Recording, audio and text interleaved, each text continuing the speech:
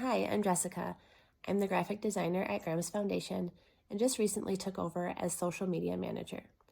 Like the rest of the team at Grams Foundation, I am also a preemie parent, and I wanted to share my story with you. I am a mom to 3 children. My first 2 pregnancies were pretty normal, but with my last, I had some complications. Never in my wildest dreams did I think that I would have a baby in the NICU. But at 25 weeks and 5 days, I began bleeding. I was admitted to the hospital for what I thought would be the remainder of my pregnancy spent on bed rest, but that wasn't the case. After I was checked in, a nurse came in and took me to a room for an ultrasound. While in the middle of the scan, she stopped, didn't say a word, and walked out of the room. The specialist came back in a little while later and continued the ultrasound. He then stopped and told me that there was hemorrhaging inside of my uterus, and it was detaching the placenta from the uterine wall. He said if we didn't get the baby out immediately, it could be catastrophic for both of us. I vividly remember him using the word catastrophic because in that moment, all I could think about was that my baby girl wasn't going to make it. They immediately wheeled me out of the room and began prepping me for an emergency C-section. I was awake the whole time because they didn't want to risk harming the baby. She was born weighing 1 pound and 10 ounces. I remember the doctor briefly holding her up for me to see as I lay there before they took her away to hook her up to machines so she could breathe. I was then wheeled back to my room to recover. I remember the nurses repeatedly asking me if I would like to go see her in the NICU. But all I kept thinking was that I didn't want to go and form a connection with her because I was certain she wasn't going to live. When people would ask me what her name was, I didn't want to say it out loud or acknowledge that she was even here.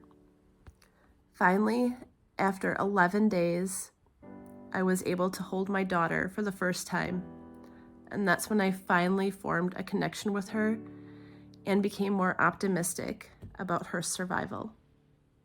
The next few months were a never-ending cycle of ups and downs. I had a constant feeling of guilt and worry. When I was home, I felt guilty for not being at the NICU. And when I was at the NICU, I felt guilty for not being at home with my other 2 children. I felt guilty when I missed out on feedings or diaper changes or bath time. I felt guilty that my body wasn't able to produce milk for her like it did my older 2 children. I felt guilty that the first 3 months of her life, she was hooked up to wires and poked and prodded every day. But she kept fighting and grew stronger and stronger. And after 88 days in the NICU, she was finally able to come home. I thought that things would be better because we were home, but unfortunately that wasn't the case.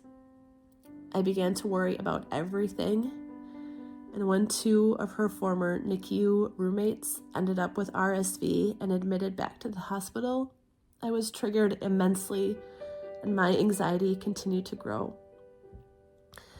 My family noticed a change in me and suggested that I find a community of others that were going through a similar experience. Thanks to my sister's internet search, I was introduced to Grams Foundation. I began reading through blogs and following along on social media, finding inspiration in other stories that were similar to mine. It was exactly what I needed, knowing that there were others out there that were in the same journey as me. About a year after my daughter was home, I saw a post that Grams Foundation was looking for a graphic designer, and in that moment, I knew that was what I was meant to do. I couldn't be more proud to work for an organization that truly helped me through my darkest days. It's an honor to give back to the preemie community, and I hope by telling my story, I'm able to inspire others as well. Please remember, you are not alone. We are here to help.